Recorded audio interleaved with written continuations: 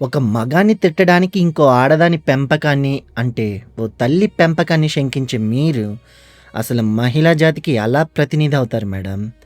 మా అమ్మ పెంపకంలో లోపం లేదు. ఆ లోపం మీ చూపులో ఉంది. మీ నోటి దురుసులో ఉంది.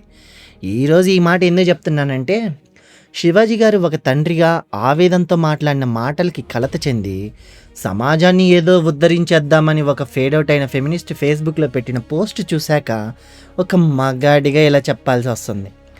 ఆమేమన్నారంటే, సోషల్ మీడియాలో డేటా రికార్డ్ అవుతుంది. ఇండియాలో 70% జనాలు అవే చూస్తున్నారు. మేం చేసేది అదే అని ఒక సర్టిఫికేట్ గూడా ఇచ్చేశారు. ఆ 70% చూసే కంటెంట్ మరి ఎవరు తయారు చేస్తున్నారు? అంటే ఆ 70%ని మీరే ఐ మీన్ మీ ఆడోళ్ళే చెడగొట్టేశారని ఇండైరెక్ట్‌గా గాని చెప్తున్నారా ఏంటి కొంపదీసి? వ్యూస్ కోసం, లైకుల కోసం, ఫాలోవర్ల కోసం అరాకొర బట్టలేసుకొని కెమెరాల ముందు వయ్యారాలు పోయుండేది ఎవరు? వడ్డించేటోడు ఉన్నంత కాలం తినేవాడు ఉంటానే ఉంటాడు. మీరు వ్యాపారం కోసం విప్పుతారు. మేము చూస్తే మాత్రం కామాంధలం అయిపోతామా? మీరు చూపించేది గ్లామర్. మేము చూస్తే క్రైమ్. భలే ఉంది మీ లాజిక్. ఇంకా ఏదో అన్నారు. వేశ్య దగ్గరికి వెళ్ళి ఎంజాయ్ చేసి బయటకొచ్చి ఆమెను తిట్టే రకమని. నోరు అదుపులో పెట్టుకొని మాట్లాడండి.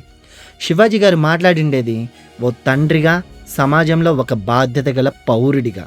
ఆయన ఎవరి పర్సనల్ లైఫ్‌లోకి తొంగి చూడలేదు.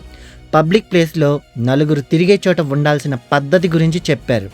పబ్లిక్ నడిచే రోడ్డుని, పడక గదిని ఒకటిగా చేసే మీ మోడర్న్ బుర్రలకి అది తండ్రి ఆవేదన ఎలా అర్థమవుతుందిలేండి. అయినా బట్టల గురించి మాట్లాడితే వేశ్యల దగ్గరికి వెళ్ళే వాళ్ళతో పోల్చారే, అక్కడే తెలుస్తుంది మీకున్న సో కాల్డ్ ఫెమినిజం స్థాయి ఏంటో. మా అమ్మ పెంపకం గురించి, మా ఇళ్ళ గురించి మాట్లాడే అర్హత మీకు లేదు. మా అమ్మలు మాకు నేర్పించిండేది ఒకటే, ఆడది కనిపిస్తే గౌరవించు, తలదించుకొని వెళ్ళు అని. కానీ మేము తలదించుకొని వెళ్తున్నా సరే, నన్ను చూడు, నా అందాన్ని పొగుడు, లైకులు కొట్టు అని రెచ్చగొట్టేలా బట్టలేసుకొని తిరిగేది మీరు. మా పెంపకం తప్పు కాదు, మీ ప్రదర్శన తప్పు. దాన్ని కప్పుపుచ్చుకోవడానికి మగజాతి మీద బురద చల్లకండి. శివాజీ గారు సారీ చెప్పారు. ఎందుకో తెలుసా? ఆయన మగాడు కాబట్టి. ఆడాళ్ళతో గొడవపడి గెలవలేక కాదు, ఆడాళ్ళంటే గౌరవం ఇచ్చే సంస్కృతిలో పెరిగాడు కాబట్టి. అంతే తప్ప మీ లాజిక్లు కరెక్ట్ అని కాదు. ఆయన సారీ చెప్పి ఉండొచ్చు, కానీ ఒక సామాన్యుని అడిగితే చెప్తాడు ఆయన అన్న దాంట్లో తప్పేముంది అని.